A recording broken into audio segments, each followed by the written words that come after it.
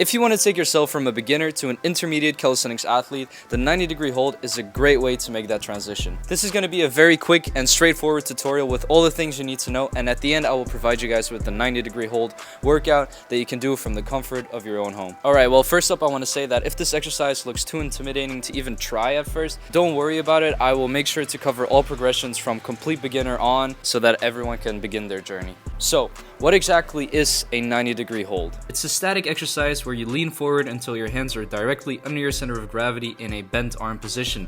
Main muscles holding you in this position include the shoulders, chest, triceps, and core muscles, and some of the back muscles such as the traps and rhomboids.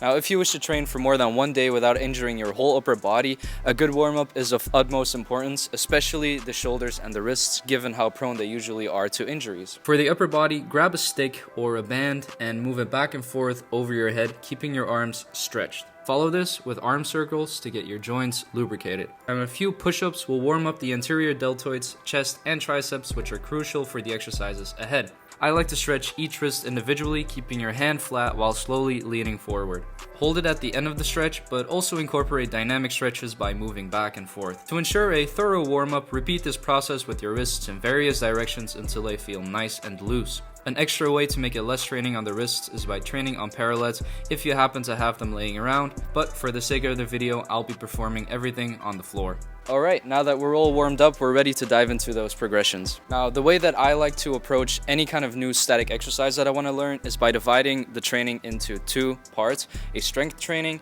and a static training. Why do I do this? So that I can separately focus on strengthening the muscles required for the hold, and so that I can separately focus on developing the muscle coordination, balance, and endurance that is necessary for that specific position that I'm going to be in. For our journey, we'll start at the basics, a normal push-up. Once you're comfortable with these, begin moving your hands closer to your hips. This is a fantastic compound movement that strengthens all the muscles needed for the 90-degree hold. For wrist mobility, you want to position your hands sideways during the exercises as it's the least straining option. Next up, we got pseudo toe tap pulses. Now, I know this looks stupid as hell, but it's incredibly effective. The advantage here is that the pulsating motion increases the effort required with each tap, targeting your core and stabilizers intensely. Another great way to build the necessary strength is leaning back and forth with your arms bent at 90 degrees. The further you lean, the tougher it gets, which is exactly what we're aiming for and will help you get comfortable with shifting your weight forwards. Now, for the final challenge, a kind of combination of the previous exercises. The goal here is to increase the time your feet are off the ground. You'll notice it becomes easier as you shift more weight to the front, making it clear why we moved our hands further back in earlier exercises. And then finally, for the lower back, we have Supermans and leg raises. A common struggle that people have is keeping the lower body aligned with the upper part. These exercises are good for building that alignment. Do both reps, raising and lowering, as well as holding at the top of the movement.